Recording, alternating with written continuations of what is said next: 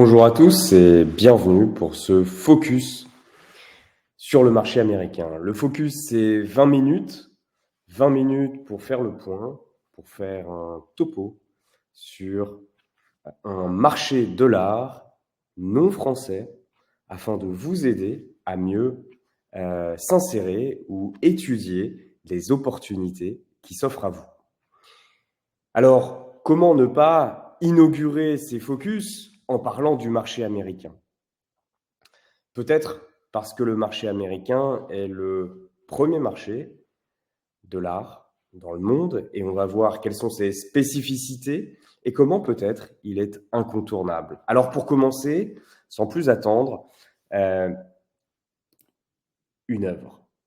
L'œuvre de Jeffrey Gibson, I am open to persuasion, je suis ouvert à la persuasion, de 2023, une référence à son pavillon, le pavillon de la Biennale de Venise, qu'il a inauguré en avril. À l'image de cette œuvre, on voit une œuvre colorée, tout en patchwork, qui fait à la fois référence aux couleurs LGBT ou woke, des enjeux sociétaux donc, comme à un art plus afro-américain presque, puisqu'il s'agit du quilt, cet art du patchwork. Il faut savoir que Jeffrey Gibson est aussi natif, un Indien natif d'une tribu indienne. Et c'est peut-être à l'image de l'art des États-Unis, à la fois avec une composante locale et en même temps une capacité à s'emparer, diffuser et peut-être initier les grands enjeux de l'art contemporain, ce qui en fait une puissance de l'art incontournable. Si Jeffrey Gibson n'a pas eu le lion ou le grand prix de la Biennale, Robert Rauschenberg l'avait eu en 64. Alors, de quoi peut-on parler et pourquoi le marché américain est devenu si important ? Il faut rappeler que c'est la première place de marché avec 5,2 milliards de dollars d'échanges, de vente d'œuvres. Alors, la source, c'est Artprice et on parle, bien sûr, de vente aux enchères. Mais si ça ne représente pas le premier marché, puisque le premier marché, c'est le fait de vendre ses œuvres une première fois, ça montre l'importance des places de marché. Il faut savoir qu'ensuite, il y a la Chine et après l'Angleterre. La France vient après et ne se compte pas en milliards de dollars. L'autre caractéristique du marché américain, c'est le fort pouvoir d'achat. Petit indice peut-être, un menu chez McDonald's vaut 32 $, quasiment 32 €. L'autre chose, c'est qu'il est incontournable pour nous puisqu'il y a une forme de domination culturelle, on va y revenir, un soft power qui a été investi par les États-Unis et on pourrait dire que l'art contemporain, depuis 1945, est investi comme une forme de source de soft power, de diffusion d'un modèle américain. Comment on le sait ? On peut, si vous voulez aller plus loin, écouter le podcast de France Culture sur Léo Castelli, ce galeriste qui a fui l'Europe comme un symbole à la Seconde Guerre mondiale pour émigrer aux États-Unis et qui a compris que l'art en Europe était peut-être fini, l'art des découvreurs était fini, et c'était aux galeristes, en créant un réseau de galeries, un réseau d'information qui allait lui-même désigner les courants. C'est aux galeristes de faire les courants. Image de ce tableau que vous voyez, cette photo qu'il met Léo Castelli avec Jasper Johns et qui parle en réalité du néo-expressionnisme. Eh bien, cette capacité que vont avoir certains galeristes américains à s'entourer de tout un réseau de galeries internationales associées à des journaux vont faire, d'une certaine manière, vont diffuser un art proprement américain et vont diffuser un art contemporain qui va avoir une teinte américaine dans le monde entier. Et ce soft power est toujours aujourd'hui en place. On voit aussi un intérêt pour la peinture et les métiers d'art. Ça revient aussi, on va en reparler, il y a un goût peut-être plus spécifique du marché américain qui n'est pas forcément à l'image du marché mondial, on y reviendra, et qui peuvent permettre à certains artistes eh bien, de se distinguer. L'autre chose, c'est qu'il faut noter qu'il y a aussi un écosystème très structuré composé d'associations d'artistes, de galeries, de festivals, de foires, et évidemment d'un réseau d'acheteurs, de collectionneurs, de fondations et de mécènes qui est beaucoup plus important qu'en France et qui est extrêmement bien structuré, ce qui permet d'accéder à des informations de qualité un petit peu plus riches. Eh bien, ce sont toutes ces composantes du marché américain qui convient de dérouler ensemble pour pouvoir justement mettre en place peut-être une stratégie d'internationalisation et de développement aux États-Unis. Alors, soft power, ça c'est la première partie. Qu'est-ce que ça veut dire? C'est-à-dire que ce soft power, il est très particulier et nous sommes en fait dans une ère d'influence plutôt anglo-saxonne au niveau de l'art, même si nous avons nos spécificités culturelles. Et même si la Chine, cette année, a représenté 4,9 milliards de dollars d'échanges des œuvres d'art à la fois sur les ventes aux enchères et sur le premier marché, eh bien, elle n'a pas vraiment remplacé les États-Unis, tant, et c'est ce que dit Nathalie Obadia dans La géopolitique de l'art contemporain, écrit en 2019, que la Chine n'a pas remplacé les États-Unis en termes de soft power, elle n'est pas l'exemple, alors que les États-Unis ont diffusé un American way of life dans tous les domaines. Et même dans l'art, on l'a vu, comme c'était le cas avec le galeriste Léo Castelli dans l'introduction. L'autre chose, et c'est ce que Marcel Fournier dit dans Art contemporain et internationalisation, cet article de 2002, eh bien, tout est prêt, même pour les galeries françaises et les galeries du monde entier, pour venir s'exporter aux États-Unis. Ce qu'on voit, en fait, c'est que les galeristes, comme les artistes, à un moment dans leur carrière, vont avoir besoin de passer par les États-Unis comme une forme de reconnaissance et aussi de débouché économique. C'est ce qu'il écrit lorsqu'il dit que la capacité pour des galeries de faire connaître des artistes locaux, pour penser même aux galeries les plus connues, comme Perrotin, et d'exporter leurs œuvres à l'étranger tient largement au dynamisme du milieu lui-même. Les galeristes en sont conscients. Il faut tout à la fois des institutions fortes, musées, écoles, des événements significatifs, expositions, foires, biennales, de bons artistes et le plus grand nombre de collectionneurs possible. Eh bien, aux États-Unis, il y a tout cela à la fois, ce qui fait qu'en fait, il y a une forme d'attirance aussi des États-Unis, des plus grandes institutions et des plus grandes galeries commerciales pour venir s'y installer. Ainsi, ce qu'on voit, c'est qu'il y a une sorte de double mouvement, un mouvement de diffusion d'une American Way of Life et un moment aussi, donc, et aussi un mouvement d'attraction des États-Unis qui vont attirer les artistes du monde entier. C'est donc intéressant à double titre. On peut aussi voir que cette langue anglaise qui participe au soft power d'une certaine manière, au soft power américain, est la langue de la mondialisation et ça correspond à un moment de l'art que nous sommes en train de vivre, un moment de concentration. Qu'est-ce que c'est qu'un moment de concentration? C'est lorsque l'on voit que des foires d'art contemporain font faillite. Et récemment, d'ailleurs, Paris plus, anciennement la FIAC, est devenue Art Basel Paris et fait partie d'une multinationale suisse, certes, mais de langue anglaise. Et on voit une forme de standardisation sur des canons plutôt américains ou plutôt internationaux, on pourrait même dire, mais qui sont influencés par les États-Unis, où Art Basel va à la fois être à Basel, c'est Art Basel Basel, mais aussi Art Basel Hong Kong, Art Basel Miami, Miami Beach, ou même Design Miami, qui appartiennent à la même entreprise. Il y a donc un effet de concentration, puisque beaucoup de foires ont fait faillite après le Covid. Tous ces salons, vous pouvez aussi les retrouver, ces salons internationaux comme ces salons locaux au niveau des États-Unis, à la fois sur une base de données topo, je vous en parlerai, et qui est accessible gratuitement sur notre site, et aussi sur artcollecting.com. Vous pouvez aller sur ce site pour regarder tous les salons auxquels vous pourriez participer.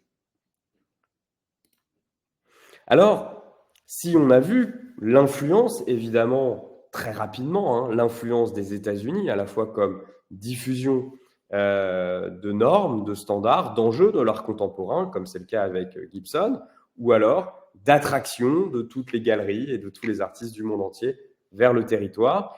Il y a tout de même des spécificités, ce que l'on peut appeler les données du goût, spécificités sur le marché américain et la manière dont les Américains apprécient l'art. Et on va le voir, il y a quand même des petites différences par rapport à des normes internationales.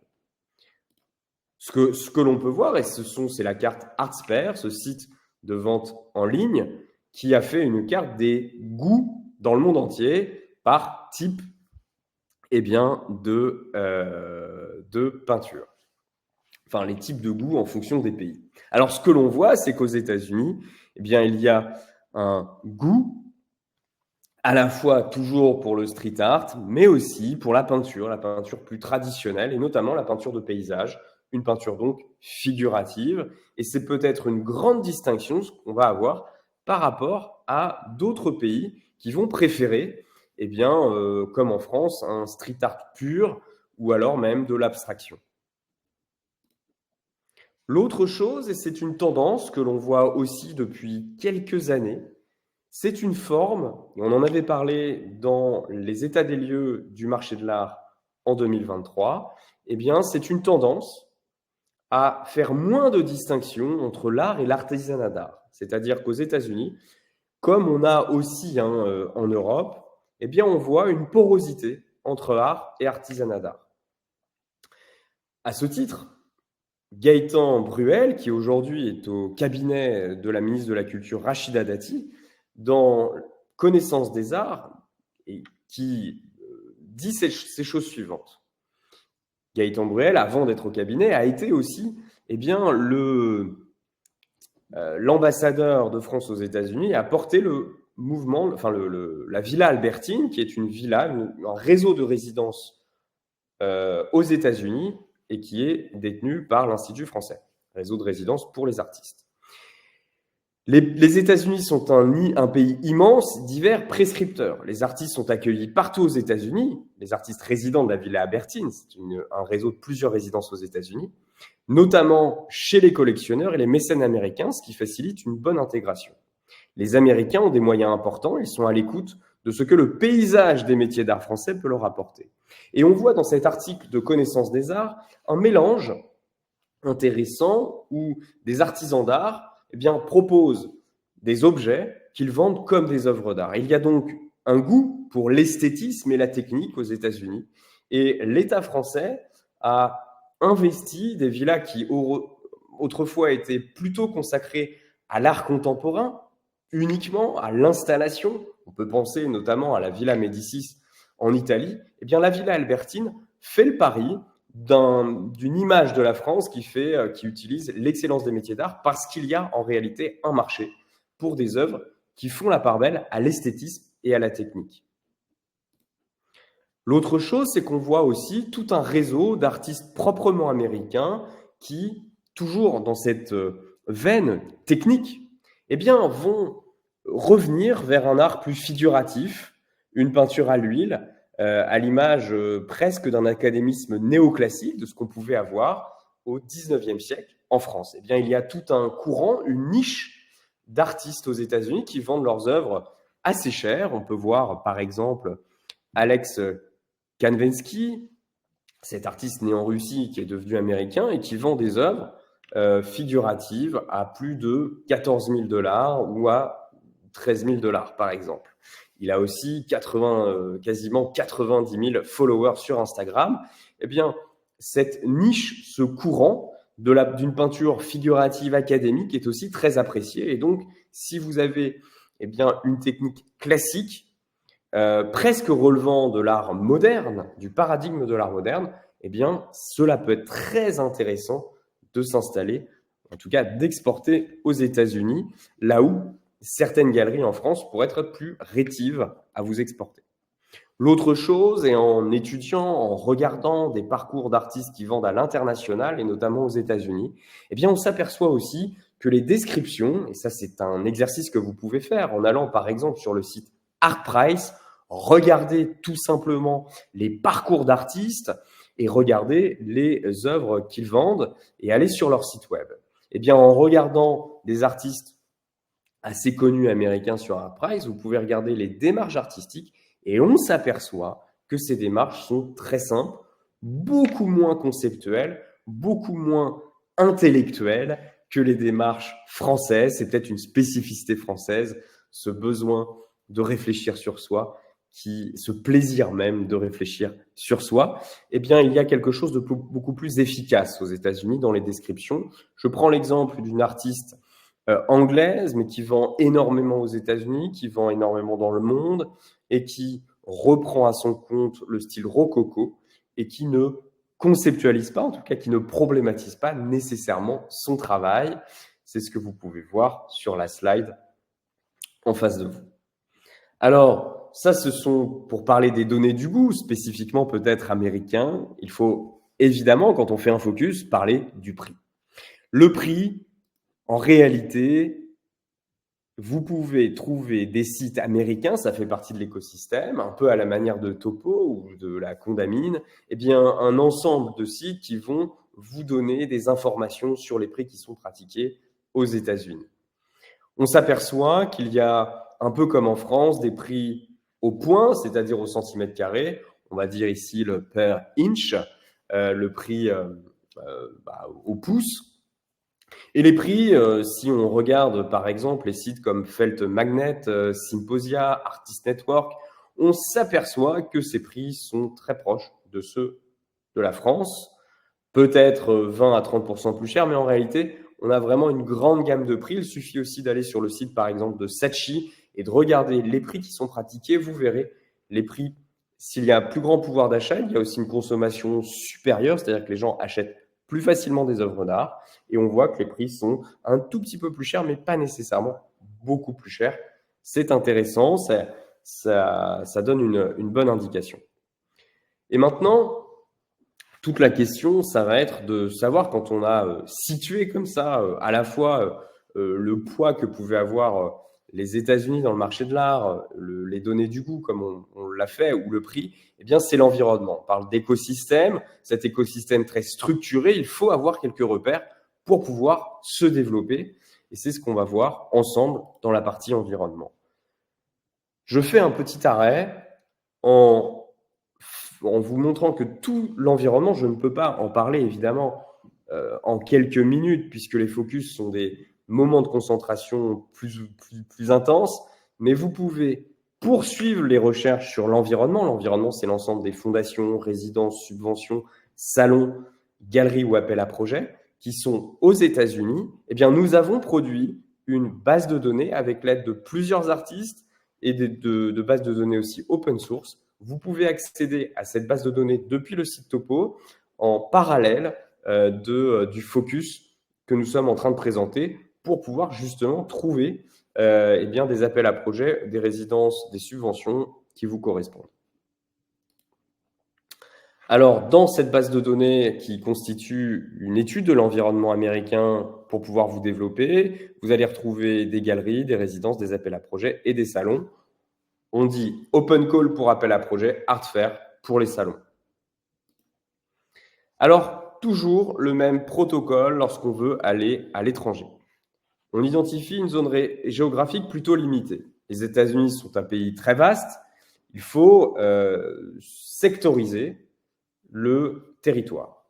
Dans l'exemple que je développe et que vous pouvez retrouver principalement dans la base de données, nous avons pris une zone particulièrement structurée, la zone de Miami, sur la côte est des États-Unis. L'autre chose, c'est qu'il faut quand même avoir une compréhension des codes culturels. Lorsque vous choisissez un marché, privilégiez eh bien, des zones avec lesquelles vous avez une familiarité, soit au niveau familial, soit au niveau amical, et au niveau culturel, si vous parlez la langue, c'est toujours un plus. De même, si vous avez une clientèle qui est déjà américaine, et si vous voyez que certains Américains vous ont déjà acheté, eh bien c'est intéressant et ça peut vous amener à développer un peu plus. Hein, ça peut être un signal pour aller plus loin. L'autre chose dans le protocole, c'est toujours, avant de partir aux États-Unis, de regarder en tant qu'artiste si vous n'avez pas des aides à la mobilité, je vais y revenir, pour pouvoir s'exporter à l'étranger. Il y en a pour aller aux États-Unis. L'autre chose, c'est de privilégier une expérience dans un salon, si vous avez été subventionné, ou une résidence d'artiste. Vous pouvez regarder dans la base de données Topo. Et l'idée, le temps de création que vous allez passer dans un espace de résidence va aussi, ou lors d'un salon, va aussi être mis à profit dans le but de trouver un intermédiaire, des partenaires ou des artistes sur place pour aller plus loin. Autre chose, c'est qu'il faudra peut-être communiquer en anglais et il faudra revenir plusieurs fois ou prévoir de revenir plusieurs fois. Petite note, les résidences d'artistes ne sont pas comme les résidences d'artistes en France. En France, et bien souvent, vous êtes rémunéré lorsque vous êtes en résidence. Ce n'est pas le cas aux États-Unis. Vous pouvez être défrayé, vous pouvez avoir une subvention, certes, mais ce n'est pas forcément la subvention de la résidence. Et souvent, les résidences sont payantes. Il faut le voir comme un moment de développement. Alors, je vais donc suivre le protocole et essayer de décrire un environnement pour se développer, enfin de décrypter l'environnement qui se fait plutôt à Miami. Alors, pour ça, je vais regarder toutes les aides à la mobilité qui existent aux États-Unis. Un site, vous le retrouvez aussi sur la base de données, c'est le site On the Move. Sur On the Move, vous avez des guides de mobilité pour trouver des subventions pour partir à l'étranger. Aussi bien de mobilité sortante qu'entrante, c'est-à-dire que vous allez trouver le guide français qui vous aide à trouver des fonds pour aller à l'international et le guide américain pour aller aussi aux États-Unis. Généralement, les régions proposent, à l'image de la région Bretagne, vous proposent de partir à l'étranger et vous donnent des subventions, vous offrent des subventions en tant qu'artiste. On parle d'aide à la mobilité pour les artistes. Eh bien, la Bretagne le fait, mais vous avez aussi les Hauts-de-France, l'Occitanie. Ces bourses ont différents noms, mais sont toujours là pour vous aider soit à financer un salon à l'étranger, soit à financer un billet de train.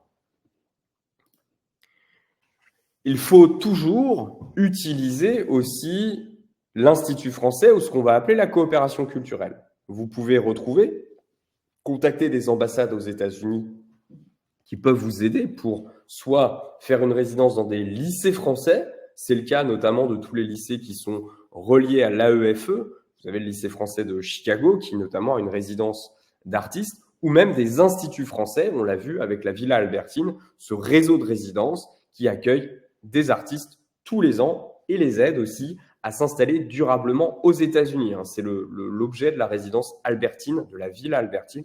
Et vous pouvez vous appuyer sur les instituts français. On parle donc de coopération culturelle. Ça, c'est pour les subventions et le réseau un peu français. Vous avez ensuite une analyse de toutes les foires. Il y a bien sûr les grandes foires, ce qu'on a vu, les Art Basel Miami, mais vous avez aussi des foires plus petites. Et là, je vais, par exemple, vous renvoyer, si je prends dans mon cas d'étude la zone de Miami, eh bien, je peux vous renvoyer vers la Miami Art Week, le guide rapide des foires de la Miami Art Week. Et là, vous allez avoir toute la liste des foires, ou Art Miami, ou même contexte Art Miami. Vous pouvez faire une étude de marché sur toutes ces foires. Vous retrouvez évidemment tout cela dans notre base de données. L'autre élément important, qui est peut-être aussi très spécifique aux États-Unis, c'est qu'à la manière de la Renaissance, qui connaissait des guildes d'artistes, de véritables syndicats qui protégeaient la profession, comme on avait à la fois à Venise ou lors de la Renaissance flamande ou allemande, à l'image de ce tableau de Saint-Luc peignant la Madone, qui en fait c'est un tableau qui peint un peintre, qui figure un peintre appartenant à une guilde. Eh bien, vous avez toujours des guildes aux États-Unis qui sont extrêmement présentes. On parle aussi d'associations d'artistes qui sont là à la fois pour représenter des artistes, organiser des expositions, faire des liens avec des galeries. Un petit peu comme... Il n'y a pas vraiment d'équivalent en fait en France. Vous allez avoir énormément d'associations. On peut parler par exemple du Art and Business Council, qui sont d'ailleurs très orientés vers la vente. Ce sont des organisations professionnelles qui qui sont là pour favoriser les ventes des artistes. Alors, vous avez le mot guild qui est utilisé à l'image des Artistes Guild of America qui s'occupent de mettre en avant ses membres, mais vous avez énormément de guildes. On en a mis quelques-unes dans notre base de données. On peut citer aussi l'Artist Run Alliance, qui est une organisation à but non lucratif qui liste sur ce site aussi plein d'associations des États-Unis. Vous retrouverez évidemment des exemples. Si dans notre cas on parle de Miami, vous allez en trouver plein. On peut citer le FAMA qui s'occupe juste des artistes textiles. Bon, vous avez pour chaque spécificité eh bien, une approche pour vous en fonction de votre niche. Alors, l'autre chose, c'est évidemment d'aller regarder tout ce qui est petites galeries en ligne. Des galeries en ligne avec une audience locale qui peuvent aussi vous être utiles pour déposer des œuvres ou en tout cas avoir une porte d'entrée. Miami Design District liste quelques galeries de ce type où vous pouvez aussi exposer vos œuvres en ligne. Et c'est souvent une manière, c'est la première porte d'entrée avant d'avoir une exposition. Vous pourrez aussi comme ça trouver des agents, puisqu'il y a beaucoup d'agents, et ça c'est souvent ce qui se passe avec des artistes. Je pense notamment à Artist Culture. Eh bien, Artist Culture, c'est un agent qui va faire l'intermédiaire entre des hôtels, des galeries, des lieux d'exposition et les artistes, plus spécifiquement aux États-Unis. Vous en avez plusieurs et c'est souvent peut-être cet intermédiaire qu'il faut trouver pour avoir une place durable. Cet intermédiaire, vous allez justement le rencontrer si vous participez à des foires, des salons, si vous participez à des résidences, comme on l'a vu, vous pouvez trouver ces résidences sur nos bases de données, ou des open calls, des appels à projets. Ça, c'est un exemple, et souvent, on va avoir des artistes, notamment des artistes du réseau Topo, qui vont avoir un galeriste aux États-Unis qui va réaliser 80% de leur chiffre d'affaires. Ça, ce sont des choses qui arrivent très régulièrement et qui peuvent être assez intéressantes. Alors, petit conseil pour terminer, puisque nous avons fait un focus rapide, c'est l'objet de ce nouveau format. Eh bien, intégrer une galerie en ligne avec une audience locale est un premier pas qui peut vous amener notamment à participer à des salons. N'oubliez pas, on va regarder les subventions pour participer à des salons. Vous pouvez nous contacter sur Topo, on peut vous aider à le faire. Il est intéressant de prendre contact avant son voyage avec toute une multitude d'associations d'artistes.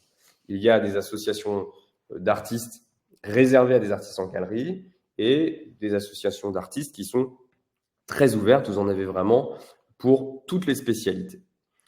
N'oubliez pas, essayez de voir aussi si votre production peut plaire aux États-Unis, savoir si vous avez déjà eu une clientèle américaine. Ça peut se rencontrer sur des salons en France, des clients américains, ou alors une spécificité, tout simplement, comme on a vu, très esthétique ou alors très technique. Ensuite, c'est très important, ça va être de trouver un intermédiaire. N'hésitez pas non plus à consulter, à contacter les consulats. Ça peut être aussi une bonne opportunité, les consulats français, en utilisant le réseau des coopérations culturelles. Ainsi, en allant régulièrement aux États-Unis, vous pourrez peut-être justement faire comme une artiste que nous apprécions beaucoup, Valérie Grondin,